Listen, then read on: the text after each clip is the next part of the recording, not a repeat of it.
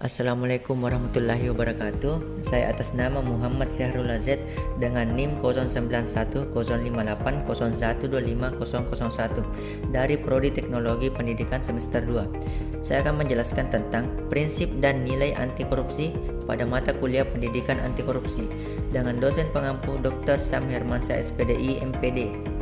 Pendahuluan.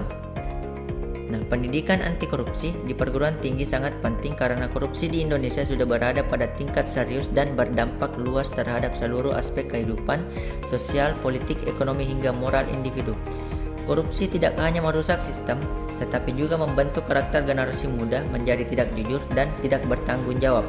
Upaya pemberantasan selama ini belum optimal sehingga pendekatan preventif melalui pendidikan menjadi krusial.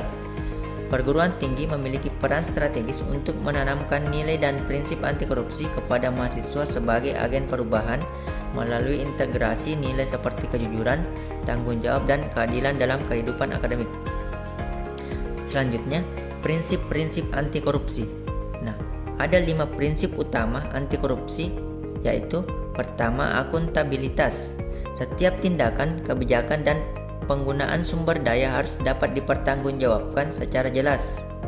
Kedua, transparansi.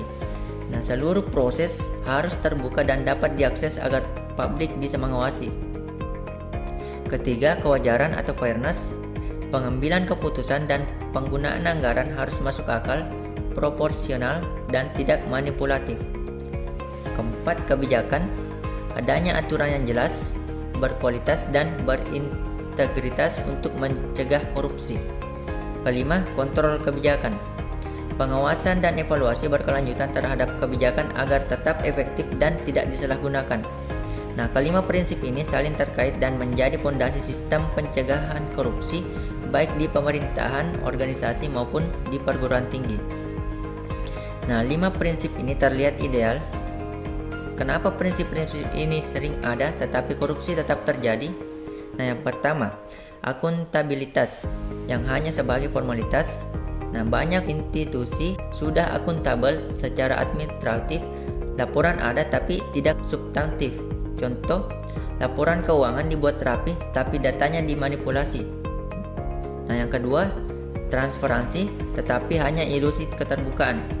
Transparansi sering disamakan dengan publikasi data, padahal data bisa dibuka tapi tidak dipahami publik. Di era digital, transparansi meningkat tapi juga muncul manipulasi data dan informasi overload. Ketiga, kewajaran dengan rasional. Prinsip kewajaran sering dikalahkan oleh justifikasi teknis, misalnya markup anggaran dibungkus dengan alasan kebutuhan operasional, terlihat wajar di atas kertas tapi tidak secara moral. Keempat, kebijakan tetapi hanya untuk kepentingan. Ini poin paling krusial. Kebijakan tidak netral, ia lahir dari tarik-menarik kepentingan politik, lobi ekonomi. Jadi, meskipun ada undang-undang anti korupsi, kalau pembuat kebijakan tidak berintegritas, aturan bisa jadi alat legitimasi dan bukan untuk pencegahan. 5. Kontrol kebijakan, tapi lemahnya pengawasan.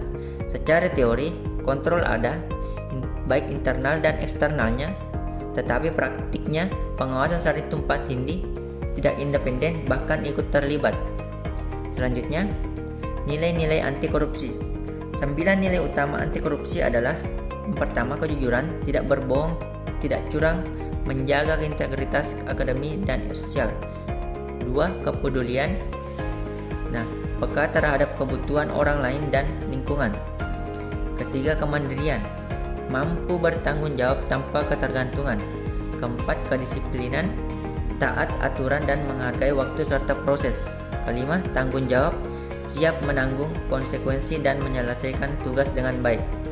6. Kerja keras, tidak mencari jalan pintas, menghargai proses. Ketujuh, sederhana, hidup sesuai kebutuhan, tidak berlebihan. 8. Keberanian, berani menolak dan melawan praktik korupsi.